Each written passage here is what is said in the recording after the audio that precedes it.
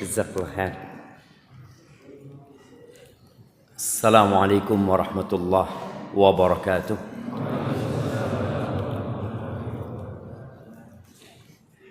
Alhamdulillah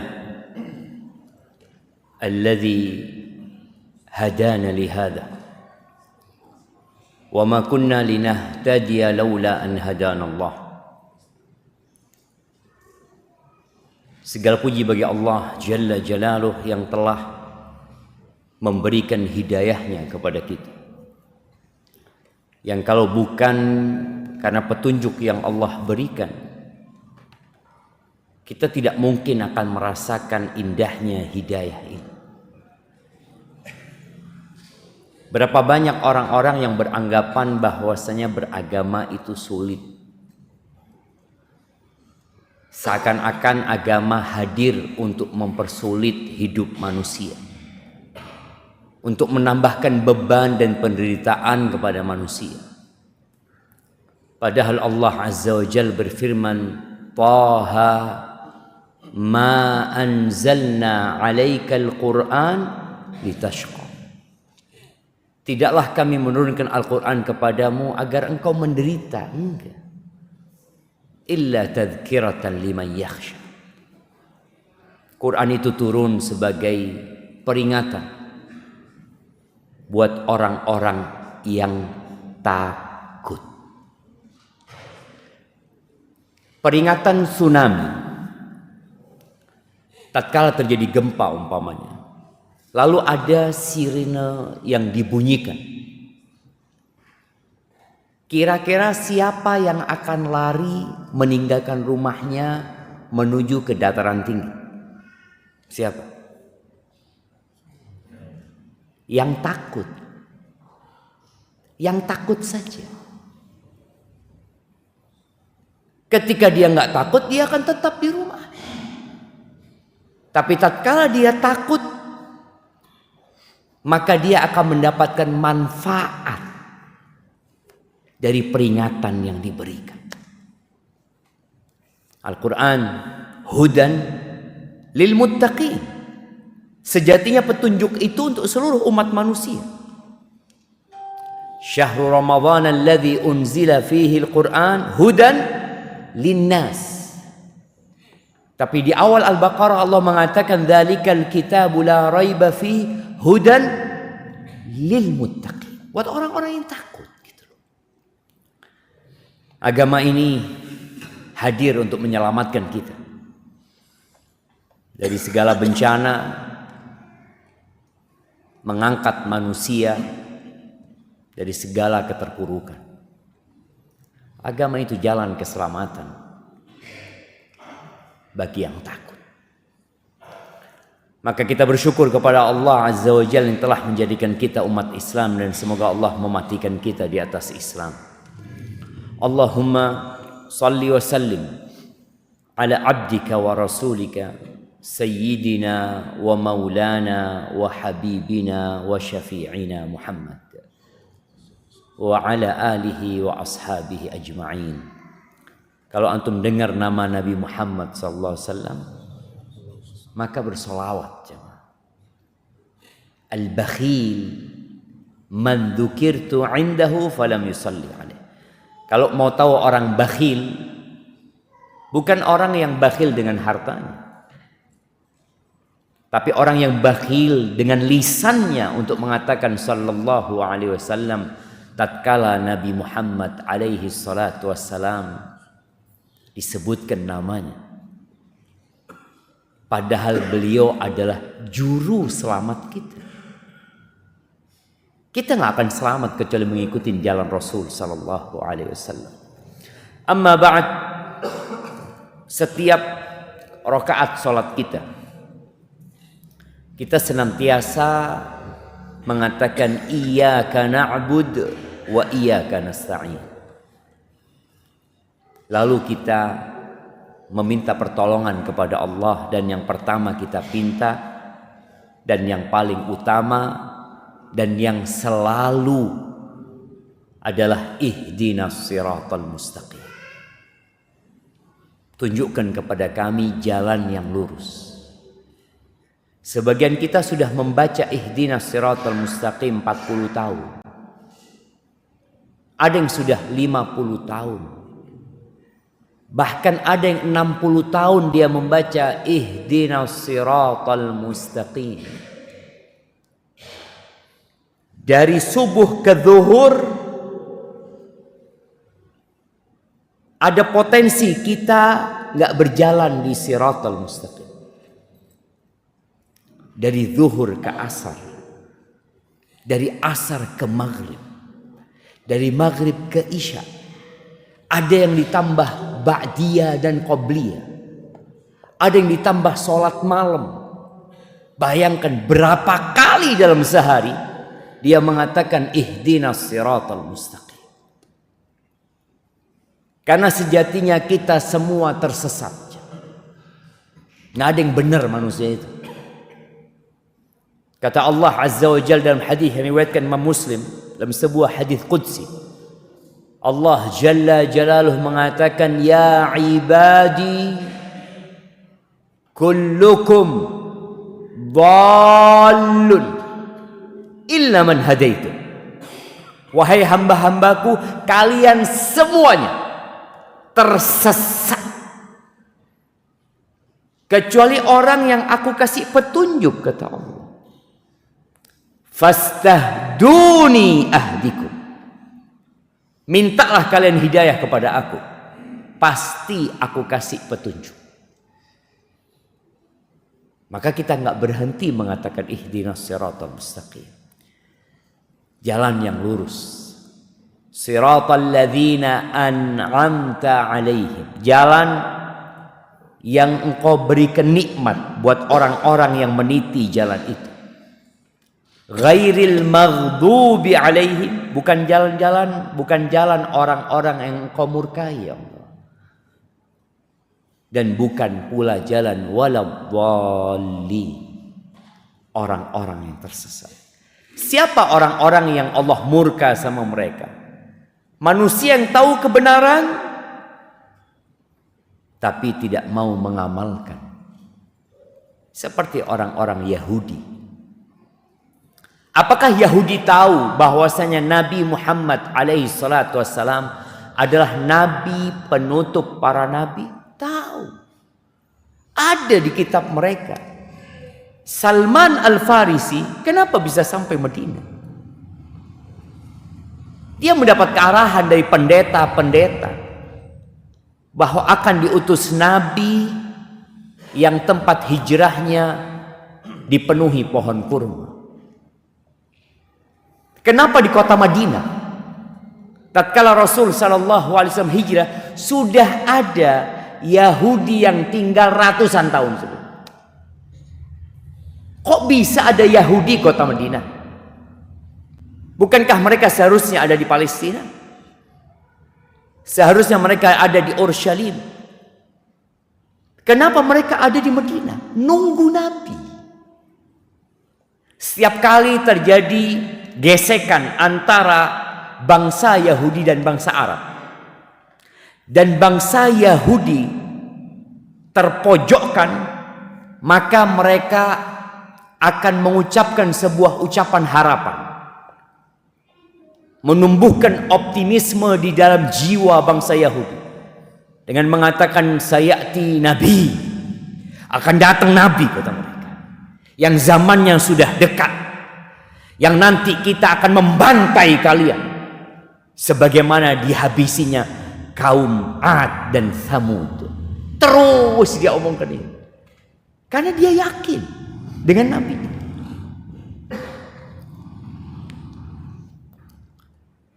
Huyai bin Akhtab. Apa hubungan Huyai bin Akhtab sama Nabi Muhammad SAW? Anak kasih adik yang bisa jawab. Mertua, Masya Allah, fadl. Mertua Nabi SAW. Walaupun mati sebelum Nabi menikah dengan anak. Huyai bin Akhtab ini tokoh Yahudi Bani Nadir. Pada saat hijrahnya Nabi Muhammad SAW, beliau sampai kota Madinah alaihi salatu wassalam sebelum sholat zuhur lah. Maka berita tersebar di dalam kota bahwa Nabi telah datang alaihi salatu wassalam. Ada riwayat yang diperselisihkan berkaitan dengan tala'al badru alaina. Tapi yang jelas di rumah-rumah setiap penduduk Madinah ada disebut nama Muhammad sallallahu alaihi wasallam. Huyai bin Akhtab bersama saudaranya, saudara kandung namanya Abu Yasir. Ini cerita istrinya Nabi Muhammad SAW, putrinya Huyai bin Akhtab, Sofia. Pagi-pagi ayah dan pamanku itu sudah pergi meninggalkan rumah.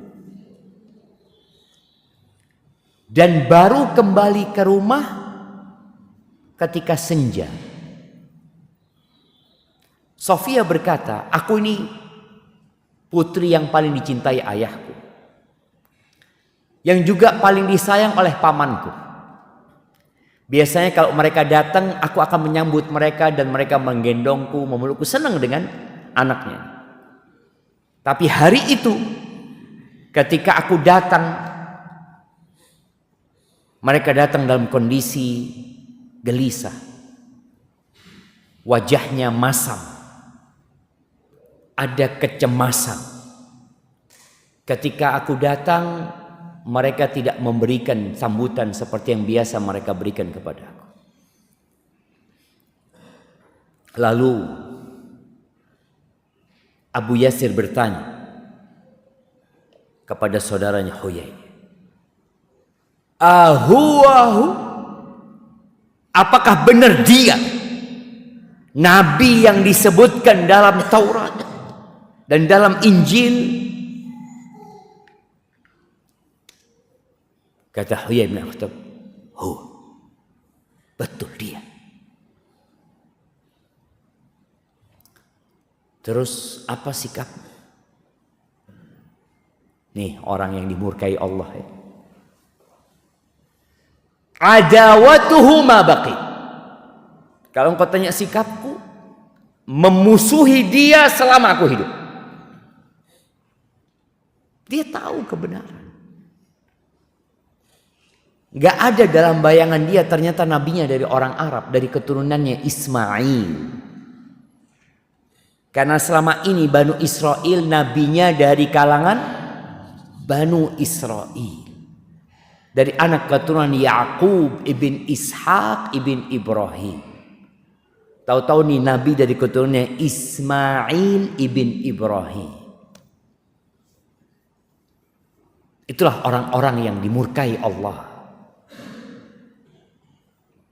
Karena fanatisme terhadap kelompoknya, terhadap bangsanya, maka dia nggak mau mengikuti. Yang kedua, ad-dhalin, orang-orang yang tersesat. Siapa mereka? Mereka adalah orang-orang yang nggak tahu kebenaran di mana. Akhirnya tersesat. Dikasih tahu nggak mau. Akhirnya dia nggak mencapai tujuan yang dia inginkan. Orang-orang Nasrani. Kalau antum lihat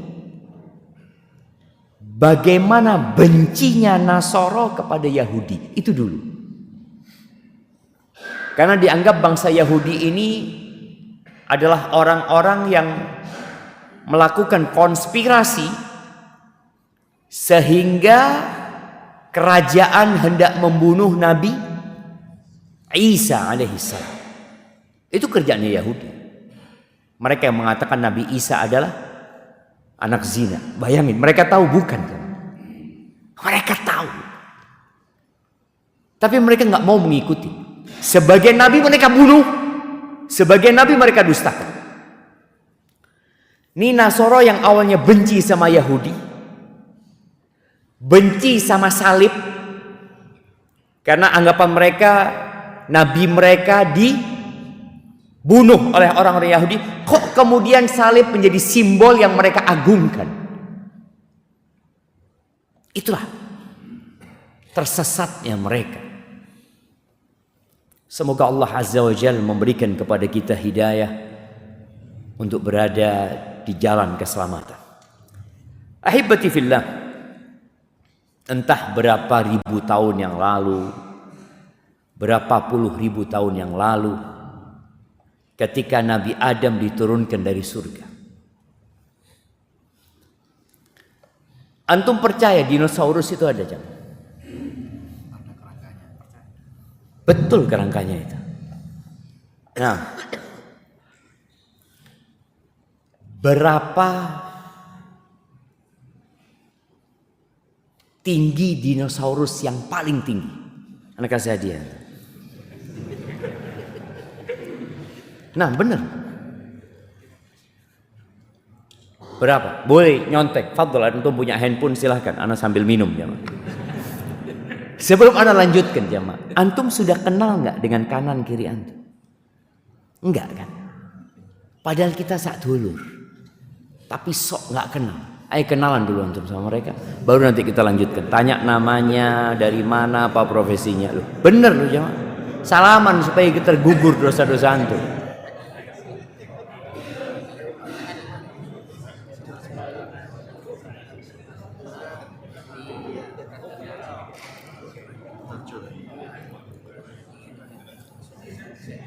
Nama, dari mana, dan profesinya.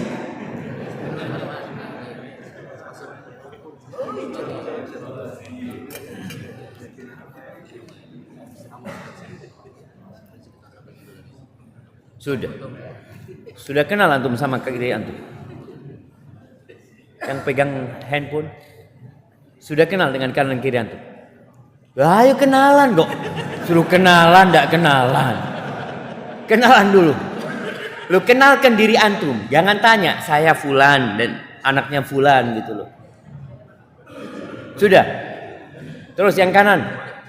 Lu belum.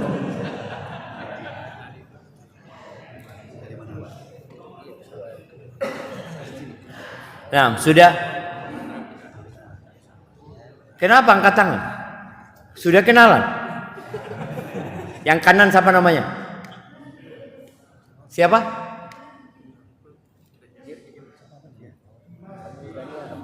Oke, yang sebelah kiri? Loh belum, ayo kenalan dulu.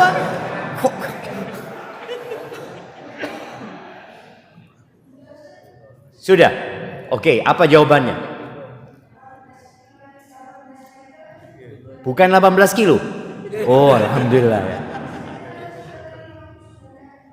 18 meter, oke siap. Nabi Adam berapa besarnya? Kasihkan hadiahnya dulu jam. Berapa Nabi Adam? 30 hasta. Fadhlan kasih hadiah. Lebih besar mana? Hadiahnya lagi menuju ke antum. Besar mana? Dinosaurus sama Nabi Adam? Semananya Nabi Adam, dinosaurus yang paling besar itu cuma sepinggangnya atau sebahunya mungkin. Sepinggang. Bayangin jamaah. Jadi dinosaurus itu kadal-kadal sekarang gitu. Masih Nabi Adam. Loh iya loh jamaah. Cuma kan karena kita sudah membaca tulisan-tulisan orang barat, apalagi yang mereka tidak beriman bahwasanya manusia pertama adalah Nabi Adam. Sebagian mereka meyakini adanya evolusi. Seperti itu. Loh kita meyakini manusia paling pertama yang ada itu Nabi Adam. Besarnya 30 hasta. 60 hasta kira-kira 28 meter. Dinosaurus yang paling besar cuma 18. Jaraknya 10 meter sama Nabi Adam, jemaah. Kenapa sampai hari ini belum ditemukan kerangka orang-orang yang hidup di zaman Nabi Adam? Yang ditemukan dinosaurus. Modelnya kayak gini, modelnya kayak gini. Tapi Anda nggak mau cerita itu. Itu bukan pembahasan kita. Tapi ketika Nabi Adam diturunkan dari surga, ada banyak cerita ini dalam Al-Quran. Di Al-Baqarah diceritakan. Di surat Thaha ayat 123 Allah juga cerita. Kata Allah, qala bita minha jami'an. Turunlah kamu berdua dari surga bersama-sama. Adam dan Hawa. Ba'dukum li ba'din adu. Sebagian kamu menjadi musuh bagi sebagian lainnya. Dikatakan yang diturunkan bukan cuma Adam dan Hawa. Adam, Hawa dan Iblis. Dan Allah sudah membuat keputusan sebagian kalian musuh untuk sebagian lain. Lalu Allah berpesan tentang jalan keselamatan. Fa imma ya'tiyannakum minni huda. Famanittaba'a hudaya fala yadhillu wala yashqa. Kata Allah, maka jika datang kepadamu petunjuk daripada aku, maka barang siapa yang mengikuti petunjukku, fala yadhil, dia tidak akan tersesat, wala yashqa, dan dia tidak akan sengsara hidup. Tidak akan menjadi maghdubi alaihim waladhdallin. Asalkan mengikuti petunjuk. Tapi sebaliknya, waman a'rada an dzikri, di ayat 124 Allah mengatakan barang siapa yang berpaling dari peringatanku. Allah turunkan petunjuk, Allah kasih peringatan, tapi dia abai. Dia berpaling. Dipanggil enggak mau noleh. Dikasih penjelasan pura-pura tuli. Fa inna lahu ma'isyatan dhanka. Maka bagi dia adalah kehidupan yang sempit, yang penuh dengan kesengsaraan dan penderitaan.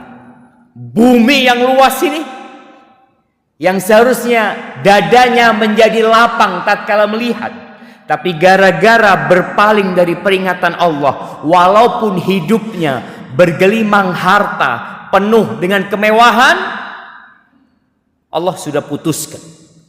Fa inna lahu ma'isyatan dhanka, bagi dia, maka sesungguhnya bagi dia kehidupan yang sempit. Wa nahsyuruhu yaumal qiyamati a'ma, dan kami akan menghimpun dia pada hari kiamat dalam kondisi buta. Di dunia dia bisa melihat, dia bisa memperhatikan. Ustadz yang menyampaikan dia juga tahu, Al-Quran yang diturunkan juga dia tahu, tapi dia berpaling darinya, maka pada hari kiamat akan dihimpun dalam kondisi buta. Lalu dia berkata, Qala Rabbi lima hasyartani a'ma. Wahai Rabbku, kenapa engkau himpun aku dalam kondisi buta? Wa qad kuntu basira. Padahal dulu ketika aku hidup di dunia, aku bisa ngelihat. Bayangin ya, keluar dari kuburnya, dia nabrak sana, nabrak sini. Orang kalau dari lahir buta, dia akan biasa. Dengan berjalannya waktu, dia bisa berjalan tanpa memiliki mata. Tapi bagaimana dengan kondisi yang awalnya bisa melihat, tahu-tahu buta? Maka Allah mengatakan kepada orang ini, Qala kadzalik atatka ayatuna fanasitaha wa kadzalika al-yawma tunsa. Allah mengatakan, demikianlah telah datang kepadamu ayat-ayat kami, lalu kamu melupakannya, meninggalkannya, maka hari ini pun kamu dilupakan. Na'udzubillah min dzalik. Semoga kita termasuk orang-orang yang mengikuti petunjuk Allah Azza wa Jalla. Dan ternyata jalan keselamatan itu hanya satu. Kalau ada istilah banyak jalan menuju Roma, atau semua jalan mengantarkan ke Roma? Iya. Tidak semua jalan mengantarkan ke Roma. Kenapa kok Roma yang menjadi percontohan? Itulah kekalahan orang-orang Islam. Kenapa kok tidak mengatakan banyak jalan menuju ke Mekah? Kok Roma? Di situ ada Vatikan. Itu situ pusatnya atau pemerintahannya orang-orang Katolik di sana. Maka semoga istilah ini dirubah bagi umat Islam. Banyak jalan menuju ke Mekah. Bisa lewat travel ini, bisa lewat travel ini, travel mana, ya. Banyak biru perjalanan, insya Allah sampai ke Mekah. Tapi ada yang tidak sampai ke Mekah karena ditipu. Betul jemaah. Ada sudah sampai bandara, tak berangkat, gak sampai Mekah. Allahu Akbar. Bicara jalan keselamatan itu, semua nabi itu diutus dengan satu agama, yaitu agama Islam. Makanya kita harus beriman dengan semua nabi. Itu termasuk rukun iman.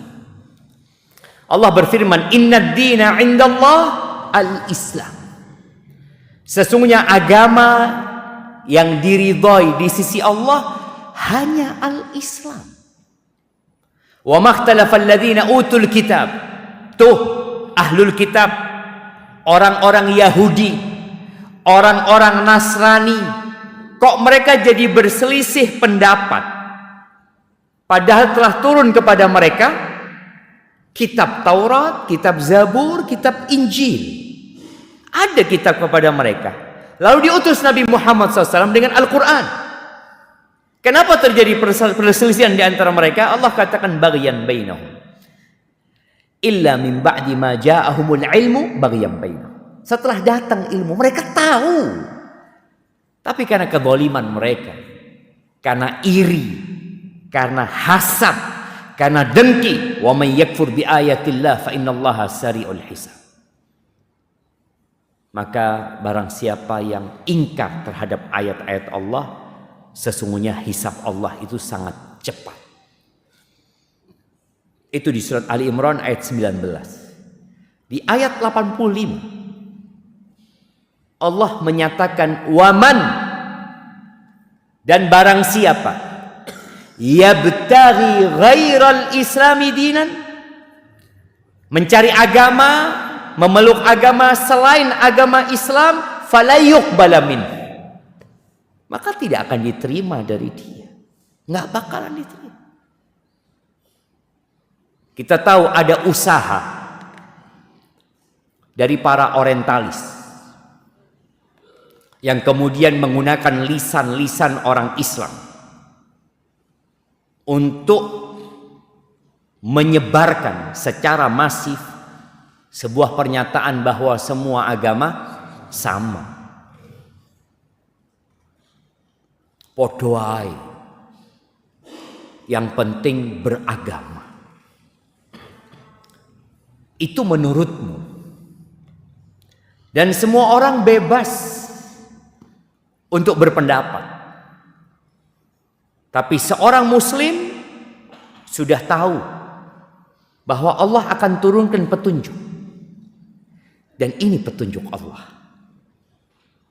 Kita umat Islam meyakini barang siapa mencari agama selain agama Islam falai yuqbala min, maka sekali-kali tidak akan pernah diterima dari mereka. Wa huwa fil akhirati minal khasirin, dan dia di akhirat. Allah tidak bicara di dunia, di akhirat dia termasuk orang-orang yang merugi. Mungkin di dunia dia sukses menurut kacamata banyak manusia. Tatkala kita membaca 10 orang terkaya di Indonesia,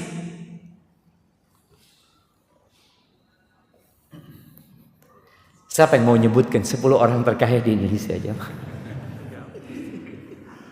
Gak perlu dihafal jemaah. Antum hafalkan 10 sahabat yang dijamin masuk surga. Siapa yang mau jawab? Naam, fadhal.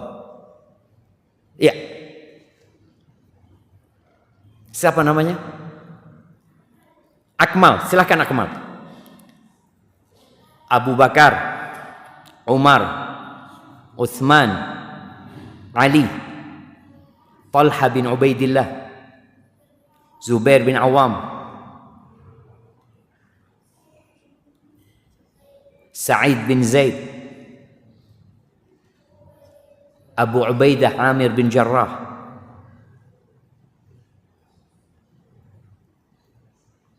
Ibn Auf, Abdurrahman bin Auf, Ibn Abi Waqqas, Sa'ad bin Abi Waqqas. Nah, Masya Allah, jazakallah khair ya Kamal. Itu yang perlu dihafal. Nggak perlu untuk menghafal orang 10 orang terkaya di Indonesia. Tapi sependek yang ana tahu, nggak ada yang Muslim. Iya, kalaupun ada yang Muslim satu mungkin tidak tahu lah. Ada satu ya? Iya, satu aja. Satu aja yang Muslim jemaah. Sisanya non Muslim. Maka Allah sebutkan, barang siapa yang mencari agama selain Islam, Allah nggak akan terima. Dia akan termasuk dari orang-orang yang merugi. Itu keputusan Allah Azza wa Jalla. Dunia, dunia. Mau dibawa kemana dunia ini jemaah? Yang ada orang meninggal dunia. Meninggal dunia. Rumah yang dibangun, istana yang didirikan berpuluh-puluh tahun, mati, ditinggal. Dan antum kalau lihat harga tanah yang dekat kuburan sama harga tanah yang jauh dari kuburan, mana yang lebih mahal? Yang jauh dari kuburan. Karena takut mati orang itu jemaah. Lihat, aduh kuburan eling mati. Padahal sebenarnya itu masa depan dia. Maka ingat, barang siapa yang mencari agama selain Islam, maka nggak akan diterima. Di masa Nabi Musa alaihissalam, syahadat mereka adalah asyhadu an la ilaha illallah Musa Rasulullah. Di masa Nabi Isa alaihissalam, syahadat mereka asyhadu an la ilaha illallah Isa Rasulullah. Di masa Nabi kita Muhammad alaihi salatu wassalam, penutup para nabi, beliau yang mengimami semua nabi di Masjidil Aqsa ketika Isra dan Mi'raj, maka syahadatnya asyhadu an la ilaha illallah Muhammad Rasulullah. Nabi pernah bersumpah, walladzi nafsu Muhammadin biyadihi, demi yang jiwa Muhammad alaihi salatu wasallam berada di tangan Allah, la yasma'u bi ahadun min hadhil ummah, tidak ada satupun dari umat ini yang mendengar tentang aku, la Yahudi wala Nasrani, tidak orang yang beragama Yahudi atau Nasrani, thumma yamut, kemudian dia mati, walam yu'min billadzi ursiltu bihi, dia tidak beriman yang aku diutus dengannya. Apa kata Nabi alaihi salatu wasallam? Illa kana min ashabin nar, melainkan dia akan menjadi penghuni neraka, pasti. Allah itu mengharamkan surga buat orang-orang yang kafir dan tidak beriman. Umat Islam kalau ingin selamat, tuh kan sudah Islam Ustaz, berarti sudah selamat. Tunggu dulu. Insya Allah umat Islam selamat, semuanya masuk surga. Kata Nabi SAW, kullu ummati yadkhuluna al-jannah, semua umatku masuk surga, kata Nabi SAW. Illa man aba, kecuali yang enggan masuk surga, tidak mau masuk surga. Kata para sahabat, wa man ya'ba ya Rasulullah, siapa orang yang tidak mau masuk surga gitu loh. Ada yang tidak mau masuk surga jemaah? Nggak ada. Ternyata ada orang yang enggan masuk surga.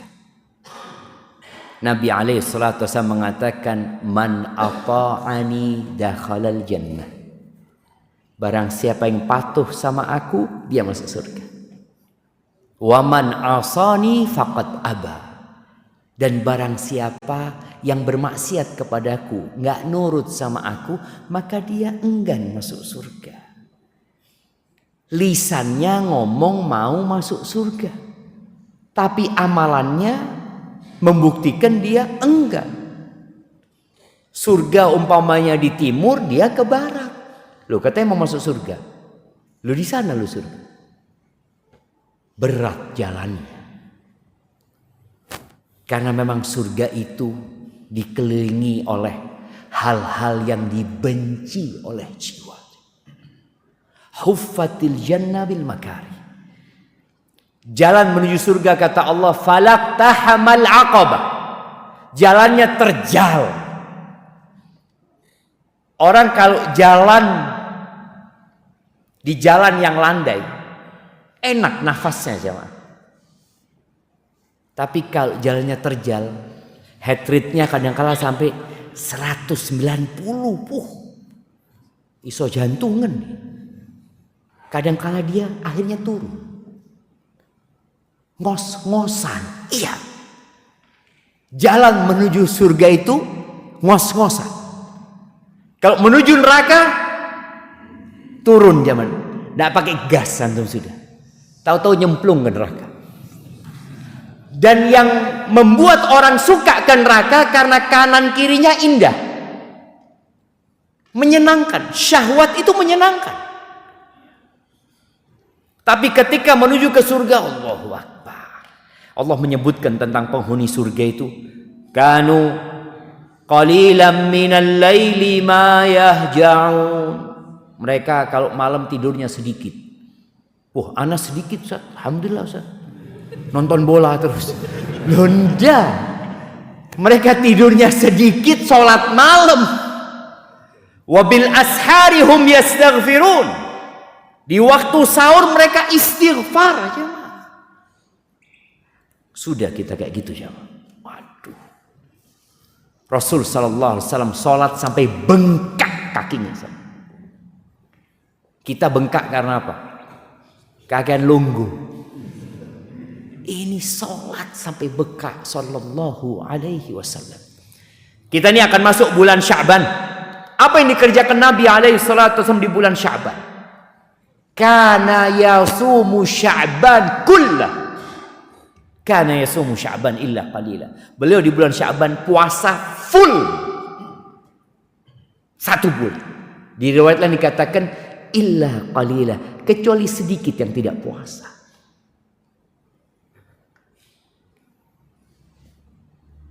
Kan cuma sunnah Ustaz. Kita ini pinter jemaah. Ahli fikih gitu. Ayo sunnah gitu kan. Jadi faham mana yang sunnah, mana yang makruh. Yang sunnah ditinggalkan, sing makruh dilakoni.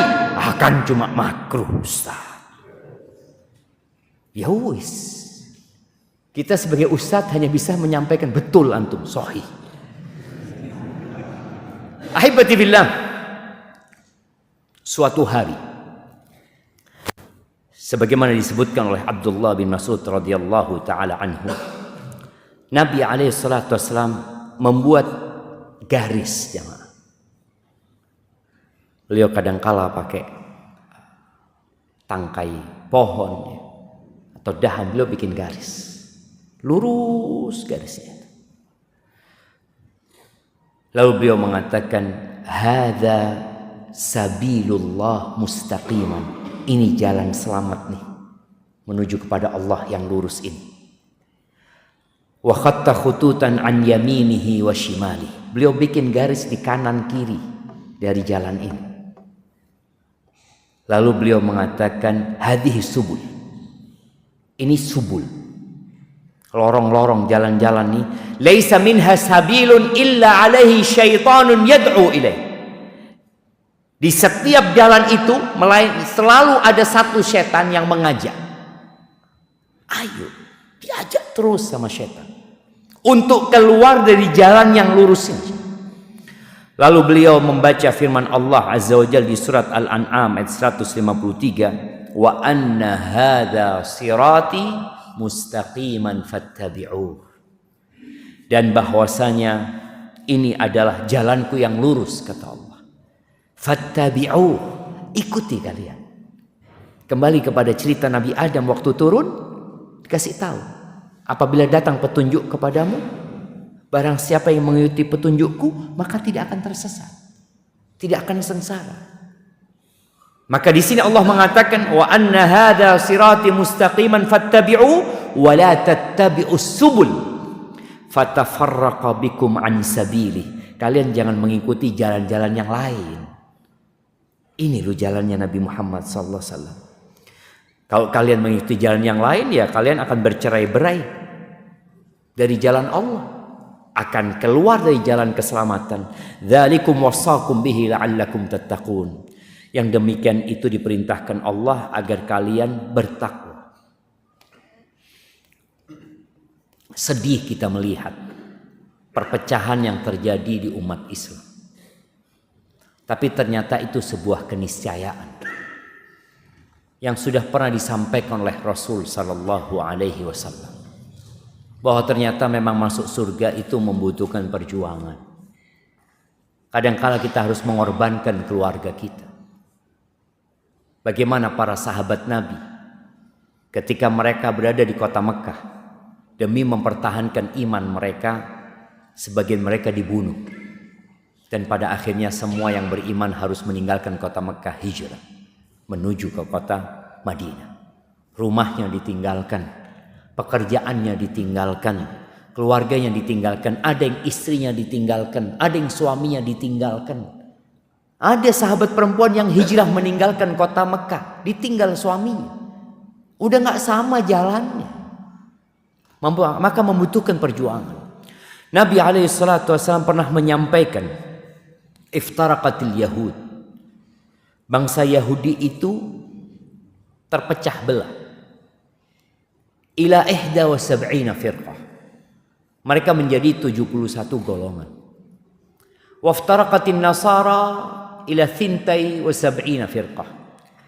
Orang-orang Nasara terpecah belah menjadi 72 golongan.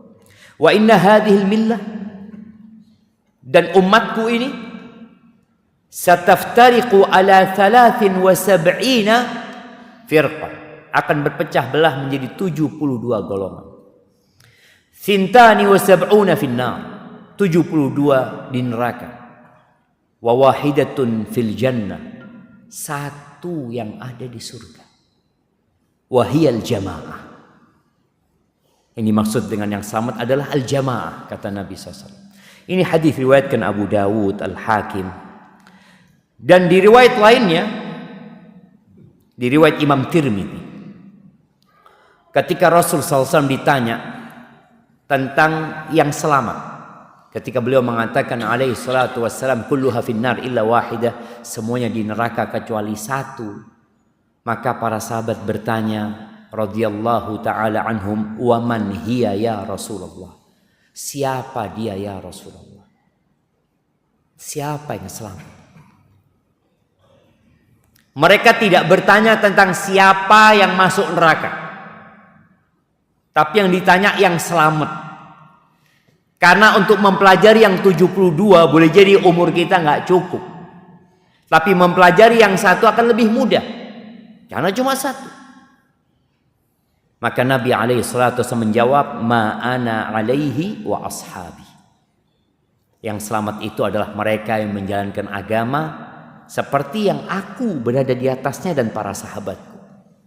Akhirnya muncul istilah ahlus sunnah wal jamaah. Semua ingin menjadi ahlus sunnah wal jamaah. Dan semoga kita termasuk dari mereka. 72, apakah mereka kafir? Enggak. Kalau kafir bukan termasuk umatnya Nabi Muhammad SAW. 72 ini muslim jemaah. Tapi mereka diancam masuk neraka. Tadi yang udah disampaikan, semua umat Nabi SAW masuk surga, kecuali yang enggan. Yang 72 ini enggan, boleh jadi karena dia tidak mau mengikuti apa yang diajarkan Rasul sallallahu alaihi wasallam. Ada sebuah hadis palsu yang berkaitan dengan hal ini. Diriwayatkan oleh Al-Aqili dalam kitabnya Ad-Du'afa. Bunyi hadisnya, tafarruqu ummati ala 70 wa 71 firqah. Perpecahan umatku itu menjadi 70 atau 71 golongan. Kulluhum fil jannah. Semuanya di surga. Illa firqatan wahidah, kecuali satu kelompok. Qalu ya Rasulullah manhum? Siapa mereka? Az-zanadiqa wa humul qadariyah ya. Tapi hadis ini dengan lafaz ini dusta atas nama Nabi Muhammad SAW. Sebenarnya dihukumi oleh para ulama. Jadi ini kita kalau sudah menjadi muslim, maka kita dituntut untuk menjadi muslim yang kafah. Allah Azza wa Jalla mengatakan, ya ayyuhalladzina amanu dkhulu fis silmi kafah. Wahai orang-orang beriman, ini orang sudah beriman, disuruh sama Allah udkhulu fis silmi kafah wa la tattabi'u khutuwatis syaitan. Jangan ikutin langkah-langkahnya setan. Jadi bagaimana kita menjadi muslim yang kafah? Akidahnya Islam. Ibadahnya Islam. Muamalahnya Islam. Kenapa sekarang muncul bank syariah? Kenapa dulu nggak ada? Kapan bank syariat itu muncul? Tahun berapa? Nah, 86, 89, 90, sekitar itu. Dan di tahun yang sama itu terjadi yang disebut oleh beberapa penulis revolusi jilbab. Ini proses bagaimana kita menjadi muslim yang kafah. Kalau kita melihat sejarah di negeri kita, sebelumnya tahun 80-an, siapa yang pakai jilbab? Padahal kita negeri dengan mayoritas penduduk muslim. Jilbab itu bukan, nggak ada khilaf di antara para ulama. Kan ada khilaf, no. Baca madhab mana saja, karena memang landasannya kuat dari Al-Quran. Jilbab itu wajib pakaian seorang muslimah. Istri-istri Nabi Muhammad SAW sebelumnya nggak ada yang pakai jilbab. Kalau ada yang mengatakan jilbab itu pakaian orang Arab, pakaian orang Arab, emangnya istrinya Abu Lahab pakai jilbab? Istrinya Abu Jahal pakai jilbab? Istrinya Umayyah bin Khalaf nggak ada. Istri Nabi Muhammad SAW saja nggak pakai jilbab sebelum turunnya ayat jilbab. Artinya budaya dan tradisi orang Arab nggak pakai jilbab, enggak. Khadijah selama hidupnya ya nggak pakai jilbab, karena jilbab baru diwajibkan di kota Madinah. Ini syariat. Maka ketika kita bicara masuklah ke dalam Islam secara kafah, ya semuanya Islam gitu. Muncullah tadi revolusi jilbab tahun 89 90 jemaah. Mungkin emak-emak ada termasuk yang bagaimana anak-anak SMA, anak-anak kuliah yang pakai jilbab akhirnya harus keluar. Kalau nggak salah ada 300 anak SMA mungkin dikeluarkan karena pakai jilbab. Padahal kepala sekolahnya muslim, menteri pendidikannya muslim, presidennya muslim. Kenapa terjadi itu? Ya karena ilmu tentang Islam ini belum cukup kita. Maka kita terus harus belajar, menggali. Dulu polisi itu nggak boleh pakai jilbab. Bayangin. Tentara boleh, Yang perempuan ya. Ana ngomong jangan polisi pakai jilbab. Maksudnya polwan ya. Polwan. Kalau tentara perempuan apa? Apa? Oh, sendiri-sendiri, lain-lain. Nah, iyalah. Tapi yang jelas tadi, dulu nggak boleh. Sekarang boleh sudah. Boleh kan? Ana ingat dengan istrinya seorang jenderal bintang 2. Dia haji. Pada masa itu belum boleh pakai jilbab. Di acara-acara kenegaraan pakaiannya sudah ditetapkan. Kok bisa jemaah? Padahal semuanya muslim nih jemaah. Sampai apa yang dia lakukan? Ketika dia berangkat haji, dia botakin rambutnya. Supaya dia punya alasan pakai jilbab. Bayangin, perjuangan di negeri kita yang penduduknya mayoritas muslim itu panjang. Tapi sekarang alhamdulillah kita melihat jilbab sudah mulai menjadi model. Kadang-kadang nggak syar'i juga. Sebagian emak-emak pakai jilbab itu karena males sisiran. Jadi belanja ke pasar jilbaban pakai daster segini loh. Ana lihat dia opo. Jadi dia pakai kerudung itu, ya kita nggak boleh suudzon jemaah ya. Tapi gimana nggak suudzon jemaah? Jilbab kan menutupin seluruh tubuhnya. Ini segini anunya, dasternya. Terus sampai ke setengah betis, motoran dengan kerudungnya. Dia merasa sudah berjilbab.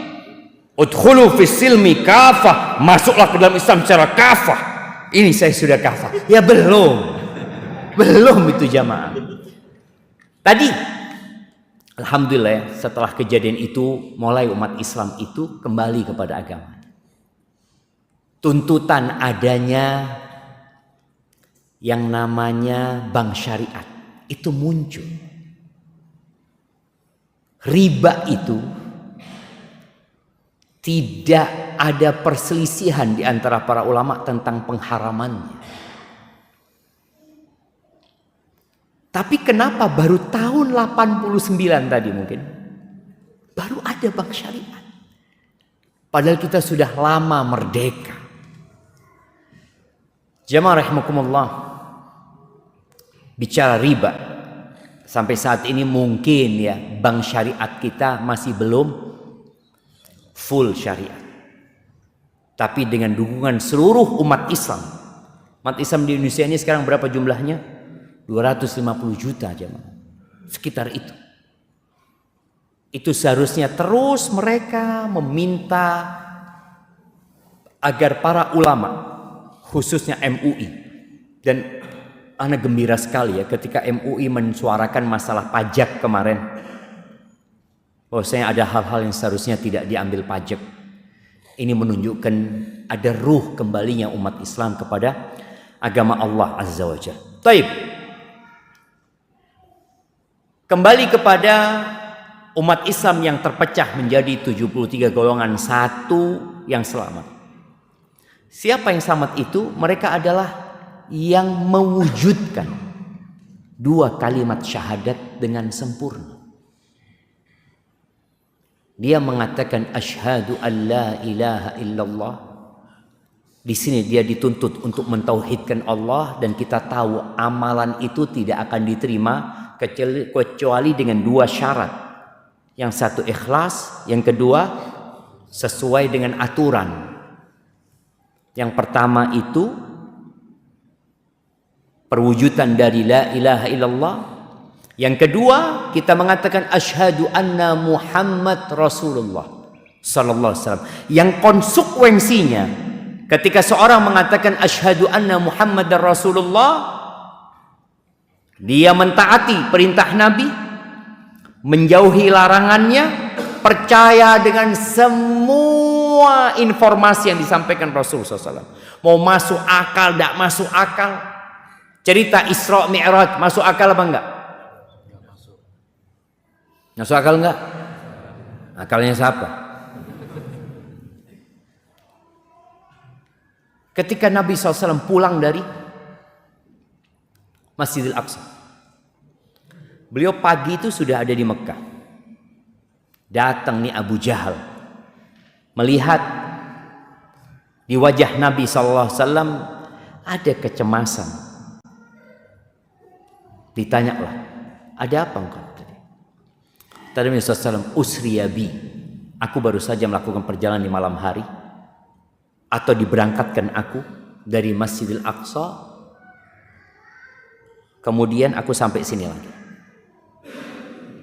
Nggak cerita mi'rajnya, karena mi'raj aja kalau dia nggak percaya dari Masjidil Aqsa, apalagi mi'rajnya sudah. Ini orang Abu Jahal ini.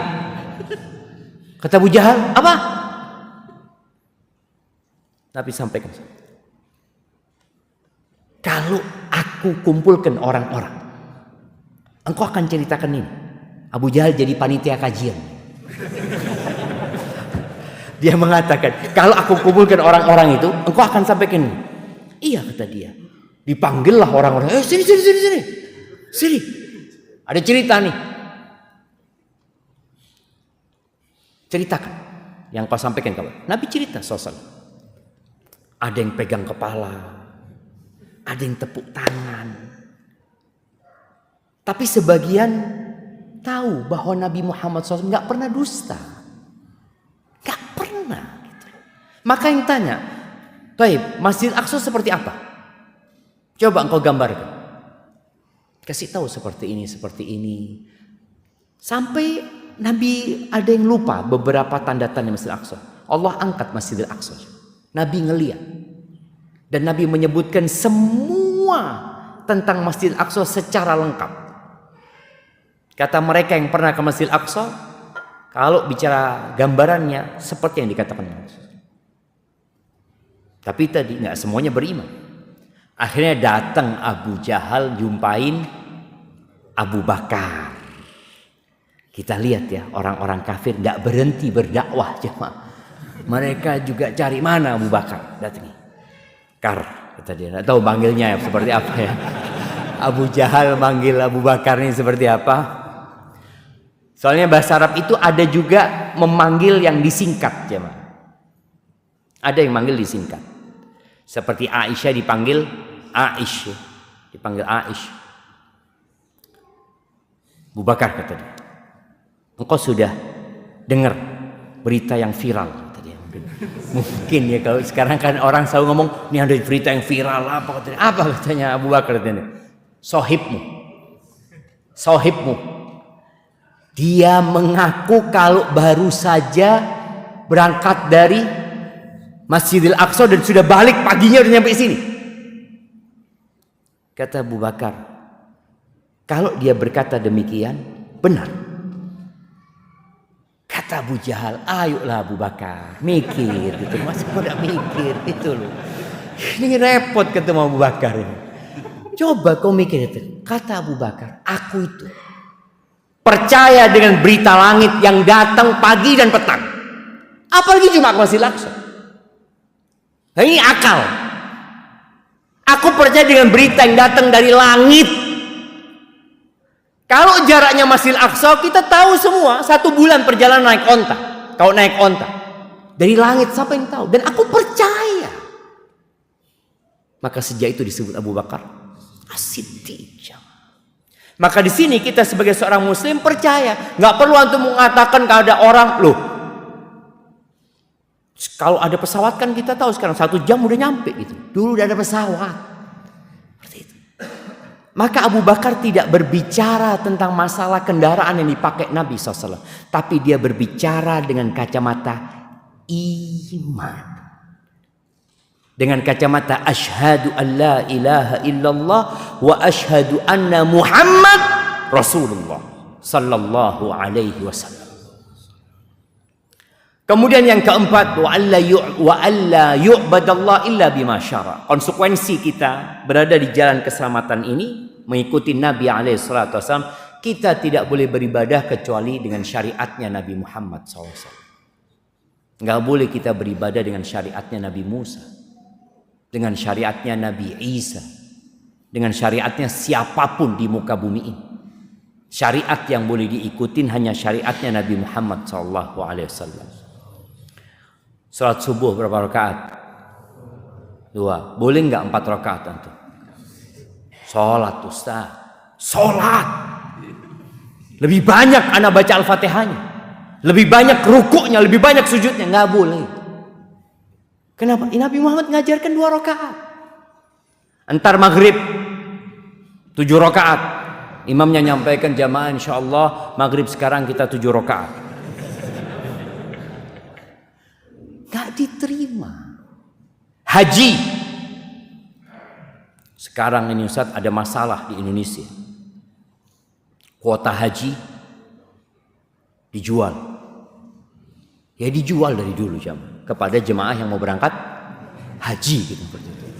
Itu gak ada masalah. Yang jadi masalah sekarang ini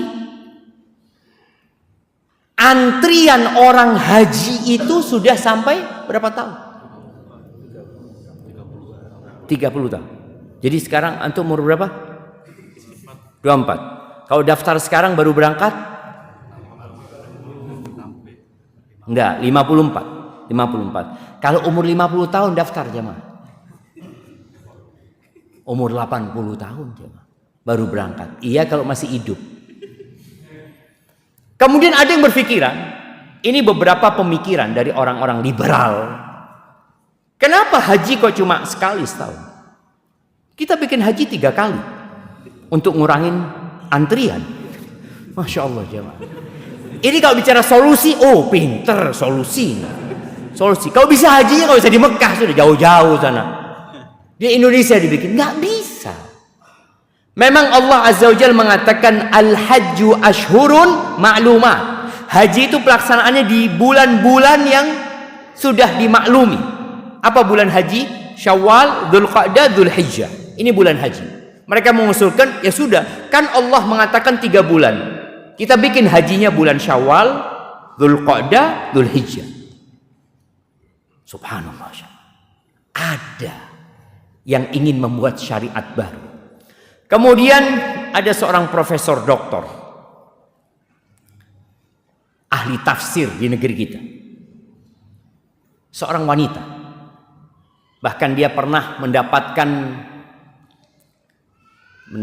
penghargaan dari dunia, entah dari mana lupa, sebagai wanita terberani. Ini perempuan mengatakan bahwasanya homoseksual itu nggak apa-apa. Terus bagaimana, kan ada di Al-Quran? Iya, di Al-Quran itu karena ada pemaksaan. Kalau suka sama suka, nggak apa-apa. Bayangin, profesor, doktor, ahli agama. Ini bukan orang umum ya, ini profesor. Tapi kok bisa dia mengatakan itu? Ini yang kita sampaikan tadi. Konsekuensi dari asyhadu anna Muhammad Rasulullah, sudah kau ikuti syariatnya Nabi Muhammad SAW. Kemudian dia pernah mengajukan ke DPR RI draft perubahan di kompilasi hukum Islam. Salah satu yang diusulkan bagaimana iddah itu bukan hanya untuk perempuan. Kok enak? Perempuan ditinggal mati iddah berapa bulan? 4 bulan 10 hari. Kalau cerai iddahnya 3 kali datang bulan. Laki-laki istrinya mati pagi, malam walimah. Oh, bisa apa enggak? Lu bisa gitu loh. Bisa. Nggak boleh, harus adil. Muncul ungkapan-ungkapan seperti itu. Bicara pembagian waris. Kenapa anak laki-laki dapat 2, perempuan dapat 1? Mulai mereka mau ngacak-ngacak hukum yang sudah Allah tetapkan ini. Padahal sebenarnya jalan selamat itu tinggal mengikuti. Tidak capek. Agama ini hadir bukan untuk menyusahkan. Ana bertemu dengan salah satu perwira di kepolisian. Dia cerita bahwasanya ada perubahan beberapa aturan di Indonesia ini. Ana tanya, apakah penyebabnya karena penjara overload? Kata dia. Iya Ustaz. Penjara di negeri kita ini overload. Negara ini harus ngasih makan orang kadang-kala 20 tahun. Ngasih makan penjahat ini. Nanti keluar berbuat jahat lagi. Masuk lagi. Akhirnya ngasih makan lagi. Dan sebenarnya kata dia, yang ngasih makan tuh bukan negara, Ustaz. Rakyat. Ya uangnya rakyat yang ngasih makan mereka. Ya seharusnya mereka merenungkan kembali kenapa itu terjadi. Dan Islam datang dengan solusi. Kembali lagi, inilah jalan keselamatannya. Ahibati fillah, Al-Imam Malik bin Anas rahimahullahu ta'ala, beliau mengatakan as-sunnatu safinatun Nuh. Sunnah itu perahunya Nabi Nuh. Tadi kita bicara istilah ahlus sunnah wal jamaah. Sunnah itu perahunya Nabi Nuh. Man rakibaha naja, wa man takhallafa anha gharik.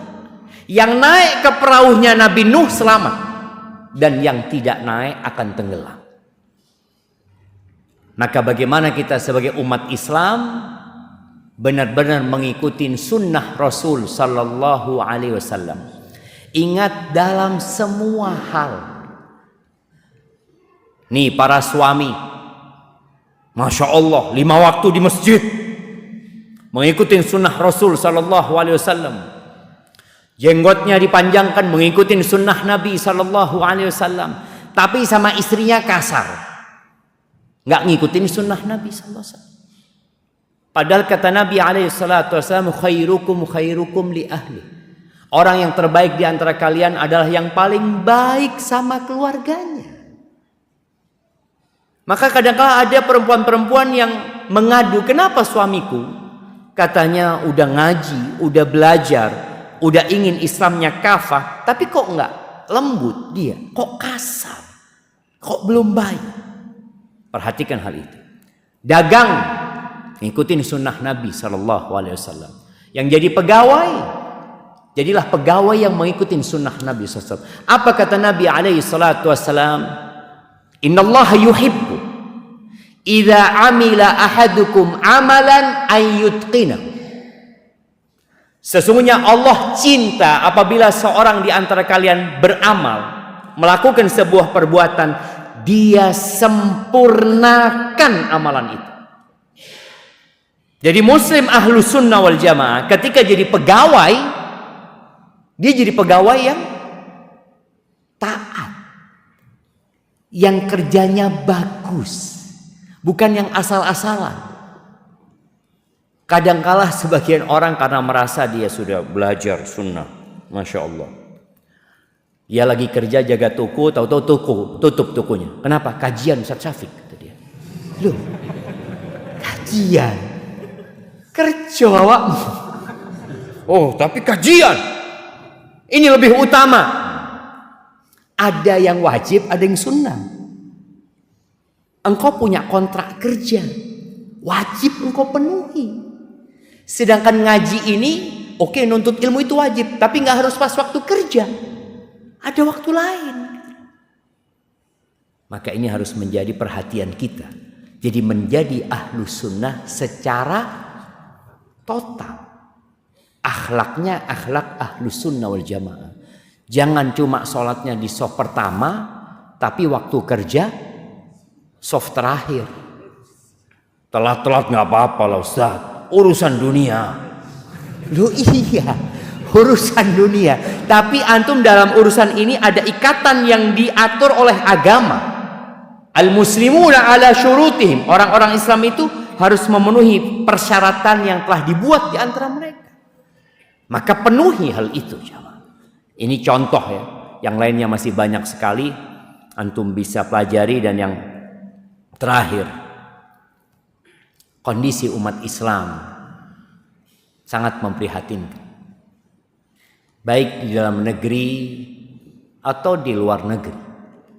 Secara umum, peristiwa Gaza menjadi contoh nyata akan kehinaan umat Islam. Di mana umat Islam dengan jumlah 2 miliar itu tidak bisa memberhentikan Yahudi Israel yang jumlahnya maksimal cuma 25 juta.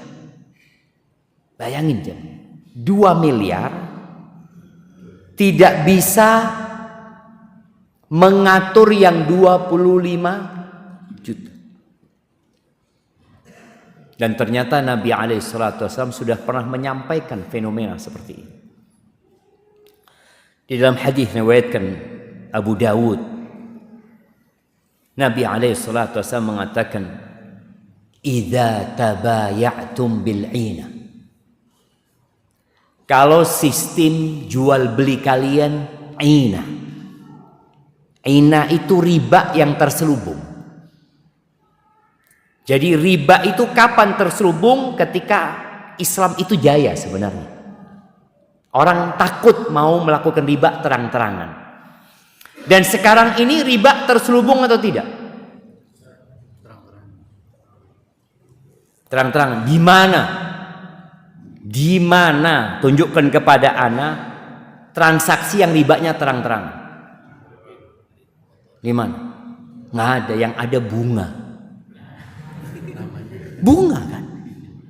Coba dikatakan, Pak, ini ribanya sekalian, ini ribanya 5%. Na'udzubillah, haram riba.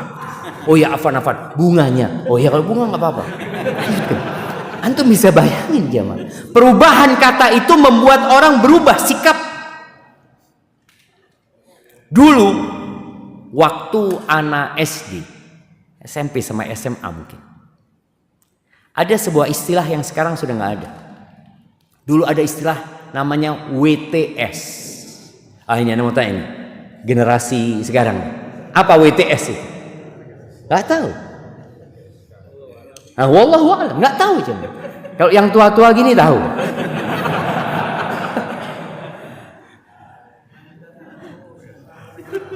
Wanita tahan sumuk. Wanita tuna susila. Ini sebuah penamaan yang sebenarnya dalam rangka mengajak para wanita itu untuk tobat. Supaya dia sadar perbuatan dia itu nggak baik. Dia berzina. Dia menjajakan dirinya. Tapi sekarang istilah itu sudah berganti apa? PSK. Pekerja. Kerja saya, Pak. Oh iya. Pekerja seks komersil. Dan ada yang jahat di sini. Anda bertemu dengan seorang dokter spesialis yang dia menangani kasus AIDS di negeri kita.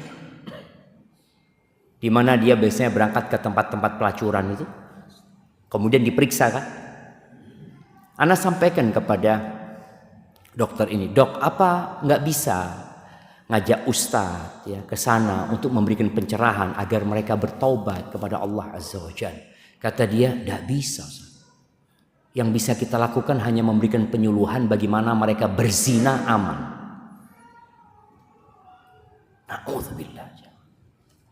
Kira-kira tobat nggak dia jemaah? Sulit akan tobat. Tapi ketika dulu dia menyandang WTS, malu dia jemaah. Malu. Baik, bicara riba nih. Kalau sistem jual beli kalian riba yang terselubung, akhirnya orang melakukan riba itu nggak ada masalah gitu. Kredit ini, kredit itu, nggak ada riba di sana, yang ada bunga. Kalau nggak bunga, denda atau apalah bahasanya seperti itu. Dan orang tuh suka dengan yang namanya bunga. Di Arab bukan bunga. Apa? Apa?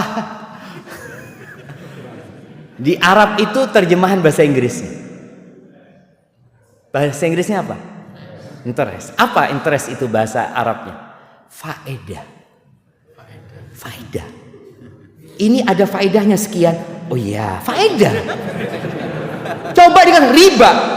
Nama riba aja sudah menggambarkan laknat Allah Azza wa Jal, murka Allah, na'udzubillah. Tapi ketika faedah, wah, oleh faedah. Yang ada oleh laknat, jemaah. Baik, Nabi mengatakan alaihi salatu wasallam, "Idza tabayatum bil ina." Apabila sistem jual beli kalian ina. Dan kita bersyukur alhamdulillah dengan adanya tadi bank-bank yang menuju ke syariat. Kemudian banyak sekali sekarang, kalau bicara banyak sekali enggak ya, sudah ada beberapa yang menawarkan kredit yang syariat mungkin, yang tidak ada ribanya di sana. Ini sebagai salah satu bentuk tadi menuju ke jalan keselamatan secara sempurna. Yang kedua, wa akhadtum adnabal baqar, dan kalian sibuk memegang ekor-ekor sapi, sibuk dengan peternakan kalian. Waraditum bizara, kalian sudah senang dengan pertanian, perkebunan kalian. Punya perkebunan ini. Wa taraktumul jihad, dan kalian meninggalkan jihad, perjuangan jalan Allah Azza wa Jal. Apa yang akan terjadi? Sallatallahu alaikum dhullan. Ketika itu yang terjadi sama kalian, maka Allah akan menimpakan kepada kalian kehinaan. 2 miliar tidak mampu menghadapi 25 juta. Kenapa? Karena mereka sudah tidak memikirkan agama lagi. Yang mereka pikirkan hanya perutnya dan yang di bawah perut. Allah akan timpakan kehinaan, la yanzi'uhu, tidak akan dicabut. Sampai kapan? Hatta tarji'u ila dinikum, sampai kalian kembali kepada agama kalian. Jadi jalan selamat itu ya kembali kepada Islam yang kafah. Bagaimana kita mewujudkan la ilaha illallah? Kita tidak meminta, kita tidak berdoa, kita tidak bersandar, kita tidak bergantung kecuali kepada Allah Azza wa Jalla. La ilaha illallah. Kemudian kita tadi menjalani hidup ini mengikuti syariatnya Nabi Muhammad sallallahu alaihi wasallam. Sistem jual beli kalian. Contoh ringan jemaah. Kalender. Masjid ini. Ana mau tanya sama DKI masjid ini. Yang jelas ada kalender Hijriah kan? Ada di atas. Coba lihat dulu, jangan ngomong nggak ada antum. Lewat insya Allah.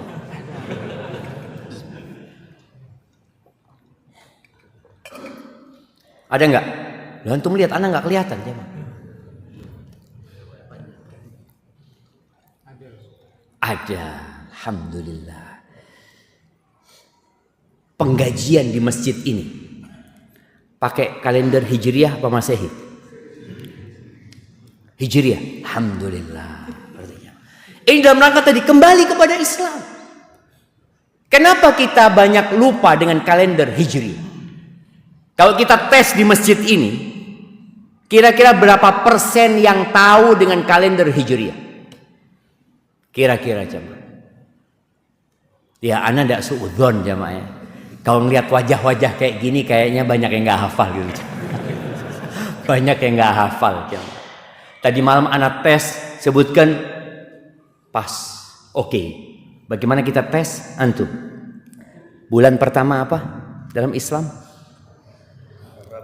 Ini yang ditanya ini. Oh, Masya Allah. Belakangnya setelah Muharram apa? Pas ya. Sebelahnya? Pas. Apa? Sebelahnya? Safar, betul. Setelah Safar.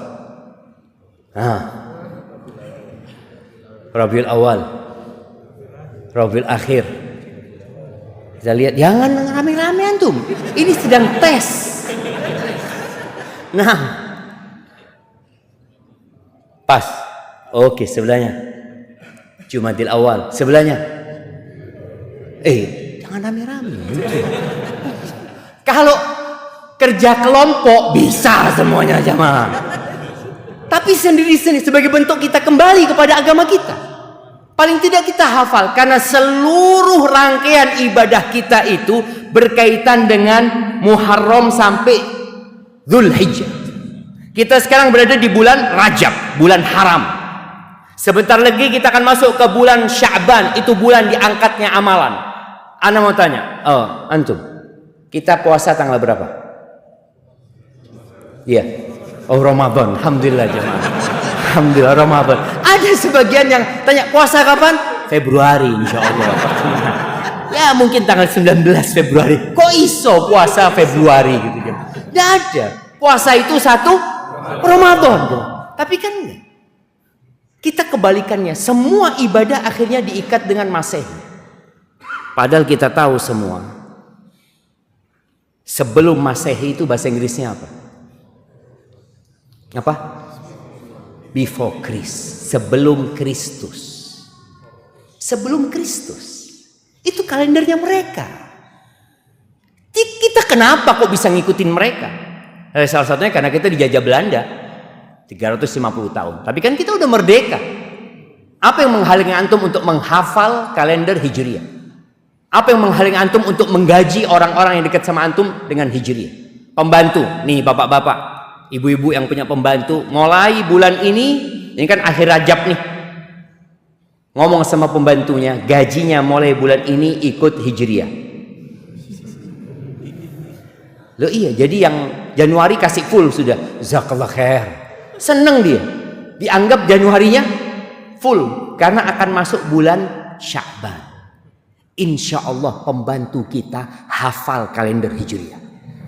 Setiap tanggal 25 dia tunggu-tunggu kapan 25 Sya'ban, kapan 25 Ramadan, kapan 25 Syawal, Dzulqa'dah, Dzulhijjah, hafal. Tapi karena gajinya pakai Masehi, ya dia nggak hafal. Lawang bosnya nggak hafal. Maka jamaah, kembalilah kepada agama dengan cara kita belajar. Alhamdulillah kajian-kajian tolong dihidupkan kembali. Dan usahakan ya, kalau Jumatan itu jangan telat. Usahakan di soft pertama.